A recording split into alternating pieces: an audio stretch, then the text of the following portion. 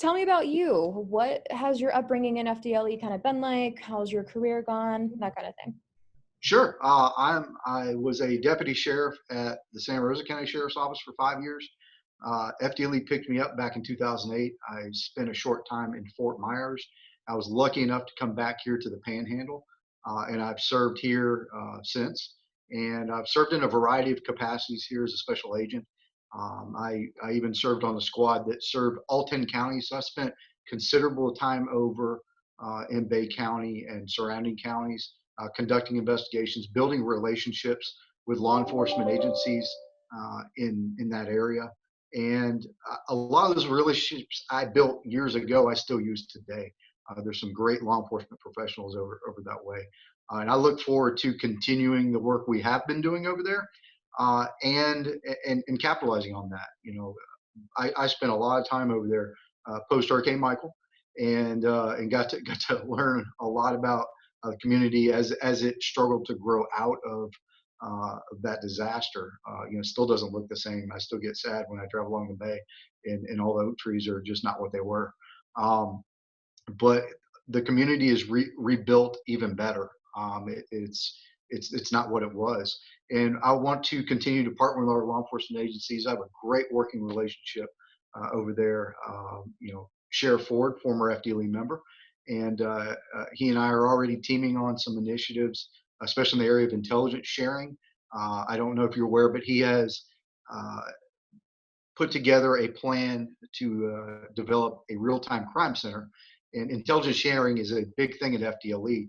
We house the Northwest Florida Fusion Center here in Pensacola, and my plan is to have one of our analysts physically seated in the Bay County Real-Time Crime Center. I think that's a great idea he has, and we can bring assets to the table to support that as well, because law enforcement intelligence sharing is critical.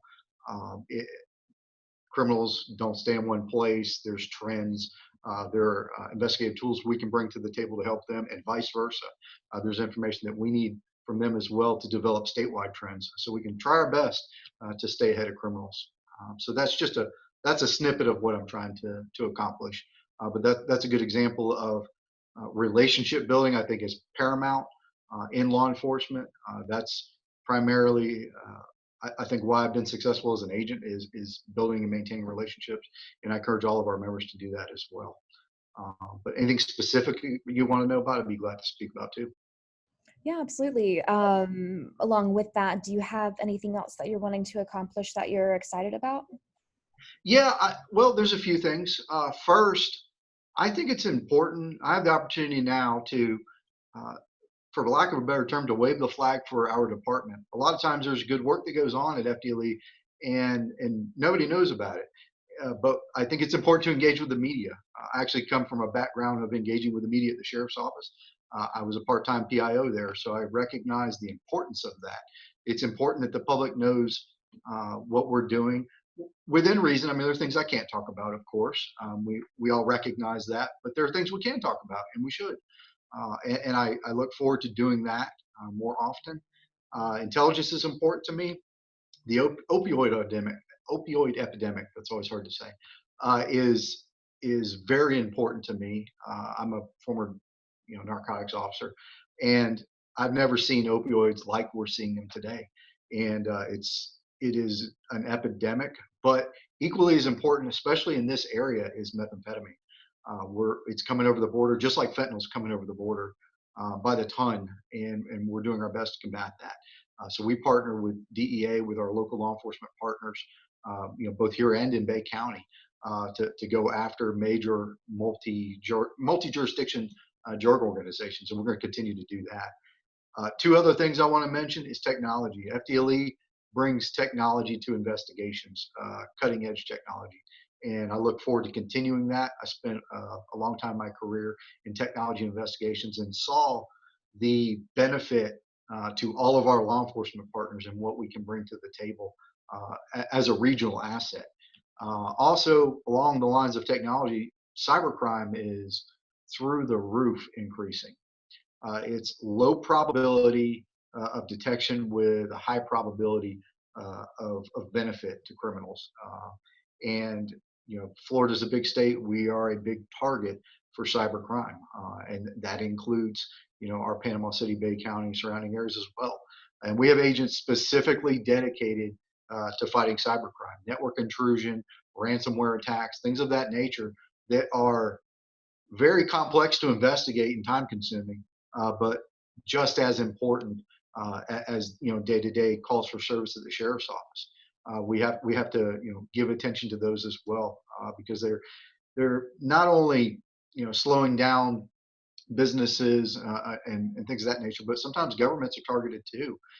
And unfortunately, cybercrime has a nexus to a lot of different things. In other parts of the country, utilities or government agencies trying to provide services, and when they are subject to a cyber attack, that impacts a lot of people real quick. And we do our best to run down those we can and mitigate the ones we're not able to run down. Because quite frankly, we can't put our hands on everybody because a lot of these crimes go overseas real quick. But we partner with the FBI on this, and we bring a lot of investigative resources to the table when it comes to cyber investigations.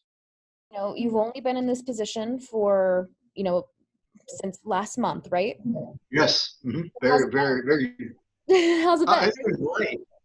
I spent 3 years as chief of investigations. I was the assistant special agent in charge. So it's a little bit different of a dynamic, but it wasn't like I was coming into a region I didn't know with people I don't know. So luckily, I had that already worked out. I knew where I was going and who I was working with. But it's a little bit different of a dynamic.